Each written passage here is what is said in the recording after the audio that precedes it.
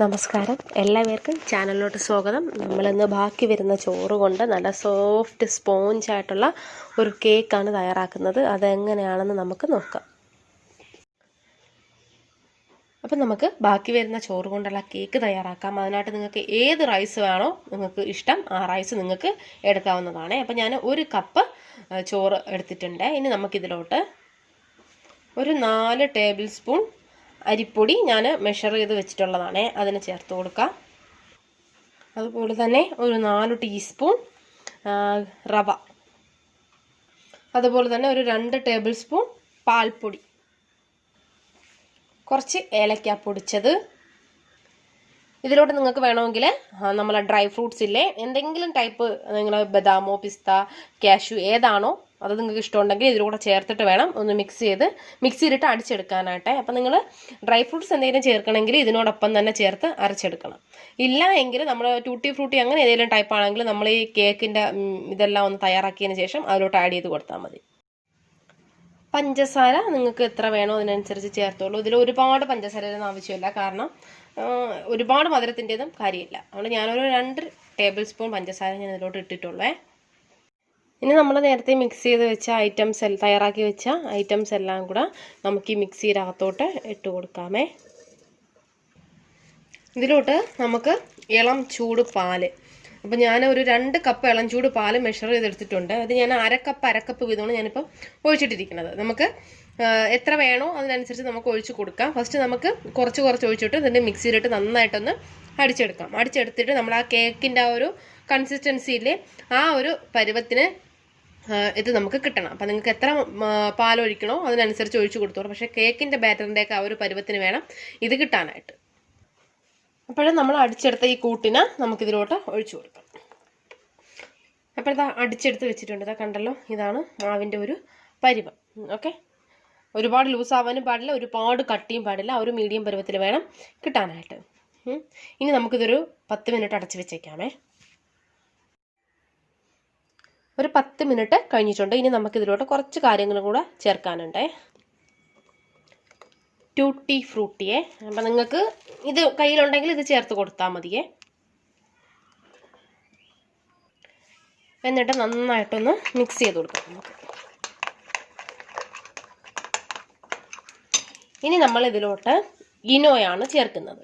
അപ്പം ഞാൻ ഇതിന് മുമ്പ് ചില വീഡിയോസിൽ ഈ ഈനോ ഞാൻ ചേർത്തിട്ടുണ്ടായിരുന്നേ. ഓക്കെ, ഇനി ഈ ഒരു ഫുൾ പാക്കറ്റ് നമുക്ക് ഇതിലോട്ട് ചേർത്ത് കൊടുക്കാവുന്നതാണ്. ഞാൻ ദോക്ലയൊക്കെ ഉണ്ടാക്കിയപ്പോഴത്തേക്ക് ഞാൻ ഈനോ എന്ന സാധനം ചേർത്ത് കൊടുത്തിട്ടുണ്ടായിരുന്നു. ഇത് നമുക്ക് മെഡിക്കൽ സ്റ്റോറിലൊക്കെ വാങ്ങിക്കാൻ കിട്ടുന്ന ഒരു സംഭവമാണ്. ഓക്കെ, അപ്പം നമുക്ക് ഇനി ഇതിലോട്ട് ചേർത്ത് കൊടുക്കാം. നമ്മൾ ഈനോ ചേർത്ത് കൊടുത്താൽ അപ്പോൾ തന്നെ ഇതിനെ നന്നായിട്ടൊന്ന് ബീറ്റ് ചെയ്തെടുക്കണം. അപ്പോഴേ നല്ല പെർഫെക്റ്റ് ആയിട്ട് ഇത് കിട്ടുള്ളൂ. കണ്ടല്ലോ, ഇപ്പോൾ തന്നെ നിങ്ങൾക്ക് മനസ്സിലാവുന്നുണ്ട്. കണ്ടല്ലോ, നന്നായിട്ട് ഒന്ന് പതഞ്ഞ് വരുന്നുണ്ടേ. കണ്ടല്ലോ, ഇനോ ഇല്ല എങ്കിൽ എന്ത് ചെയ്യണം, കുറച്ച് ബേക്കിംഗ് പൗഡറോ ബേക്കിംഗ് സോഡയൊക്കെ ഇതിലോട്ട് ചേർത്ത് കൊടുക്കേണ്ടി വരും. ഇനോ ഉണ്ടെങ്കിൽ പിന്നെ നമുക്ക് അതൊന്നും ചേർക്കേണ്ട കാര്യം. ഇതുപോലെ നന്നായിട്ടൊന്ന് ബീറ്റ് ചെയ്ത് കൊടുക്കണേ. ഇപ്പം ഇതാ കണ്ടല്ലോ, നല്ല പതഞ്ഞ് നല്ല പെർഫെക്റ്റ് ആയിട്ട് വന്നിട്ടുണ്ട് നമ്മളാ കേക്കിൻ്റെ കൂട്ട്. ഓക്കെ, ഇപ്പം നമ്മൾ ഇനോ ചേർക്കുന്നുണ്ടാണ് 10 മിനിറ്റ് വെച്ചതെന്ന് ഞാൻ പറഞ്ഞല്ലോ. അപ്പം നിങ്ങളുടെ കയ്യിൽ ഇനോ ഇല്ലെങ്കിൽ കുറച്ച് ബേക്കിംഗ് സോഡ ഉണ്ടെങ്കിൽ ഒരു 1/2 ടീസ്പൂൺ ബേക്കിംഗ് സോഡ, അതുപോലെ തന്നെ ഒരു 3/4 ടീസ്പൂൺ ബേക്കിംഗ് പൗഡറും കൂടെ ചേർത്തിട്ട് ഒന്ന് മിക്സ് ചെയ്തതിന് ശേഷം ഒരു അരമണിക്കൂർ വെച്ചേക്കേണ്ടി വരും.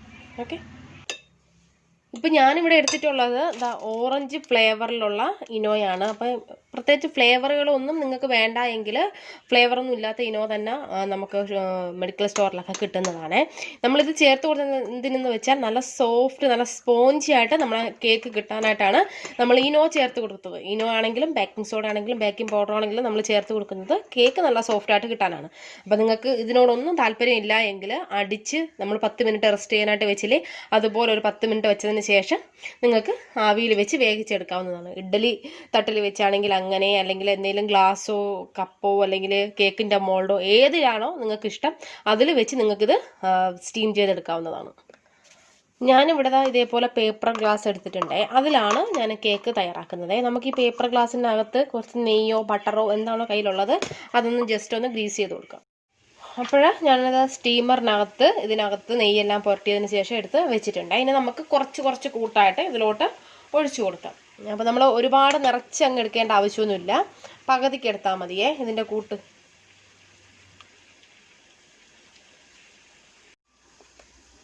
അപ്പോൾ ഞാനെല്ലാം ഒഴിച്ചു കൊടുത്തിട്ടുണ്ടേ. ഇനി നമുക്കിതിനെ സ്റ്റീം ചെയ്തെടുക്കാം. അപ്പോൾ സ്റ്റീം ചെയ്യാനായിട്ട് വെച്ച് കൊടുത്തിട്ടുണ്ട്. ഇനി നമുക്കിതിൻ്റെ മേലെ ഡക്കൺ അടച്ചു കൊടുത്തിട്ട് ഒരു 10 മിനിറ്റ് സ്റ്റീം ചെയ്തെടുക്കാം. കേക്ക് നന്നായിട്ട് വെന്തിട്ടുണ്ട്. ഞാൻ ഇടയ്ക്കൊന്ന് ചെക്ക് ചെയ്ത് നോക്കി, ഒരു ടൂത്ത് പിക്കൊക്കെ ഇട്ടിട്ട്. അപ്പോൾ നന്നായിട്ട് വെന്തിട്ടുണ്ടായിരുന്നു. ഇനി നമുക്കിത് തണുത്തതിന് ശേഷം സെർവ് ചെയ്യാം. അപ്പോൾ കേക്ക് നന്നായിട്ട് തണുത്തിട്ടുണ്ട്. ഇനി നമുക്ക് എന്ത് ചെയ്യാം, ഒരു കേക്ക് എടുത്തതിന് ശേഷം ഇതിൻ്റെ അടിയിൽ നിന്ന് ജസ്റ്റ് ഇതുപോലെ ഒന്ന് പ്രസ് ചെയ്ത് കൊടുക്കും. ഇതുപോലെ ഒന്ന് വിരൽ വെച്ചിട്ട് ഇതുപോലെ ഒന്ന് തള്ളി കൊടുക്കുക. അപ്പോൾ ഇത് ഈസി ആയിട്ട് വരും. കണ്ടല്ലോ, ഈസി ആയിട്ട് വന്നത്. അപ്പോൾ ഇതുപോലെ തന്നെ ഞാൻ ഈ ബാക്കി ഇരിക്കുന്നതെല്ലാം ഇളക്കിയെടുക്കട്ടെ. ഞാനെല്ലാം ഇളക്കിയെടുത്തിട്ടുണ്ട്. ഇനി ബാക്കി കുറച്ച് സ്റ്റീം ചെയ്യാനായിട്ടും വെച്ചിട്ടുണ്ട്. നല്ല സോഫ്റ്റായിട്ടാണ് ഇതിരിക്കുന്നത്. നിങ്ങൾക്കിത് ജസ്റ്റ് ഒന്ന് തൊട്ട് നോക്കുമ്പോൾ തന്നെ മനസ്സിലാവുന്നതാണ്. നല്ല സോഫ്റ്റായിട്ടാണ് സംഭവം ഇരിക്കുന്നത്. അപ്പോൾ എല്ലാ പേരും ഒന്ന് ട്രൈ ചെയ്ത് നോക്കുക. നോക്കിയിട്ട് നിങ്ങളുടെ ഫീഡ്ബാക്സൊക്കെ അറിയിക്കുക. അപ്പം നമുക്കിത് ജസ്റ്റ് ഒന്ന് പൊട്ടിച്ച് നോക്കാം. നമ്മുടെ സാധാരണ കേക്ക് മാതിരി കണ്ടല്ലോ, നല്ല അടിപൊളിയായിട്ട് ഉണ്ട്. അപ്പോൾ ട്രൈ ചെയ്ത് നോക്കുക. നോക്കിയിട്ട് നിങ്ങളുടെ അഭിപ്രായം പറയുക. വീഡിയോ ഇഷ്ടമായ ചാനൽ സബ്സ്ക്രൈബ് ചെയ്യാനായിട്ട് മറക്കരുത്. അപ്പം നമുക്ക് വീണ്ടും നല്ല നല്ല വീഡിയോസുമായിട്ട് ദീപ്സ് കിച്ചണിലൂടെ കാണാം. Thanks for watching Deep's kitchen. Thank you.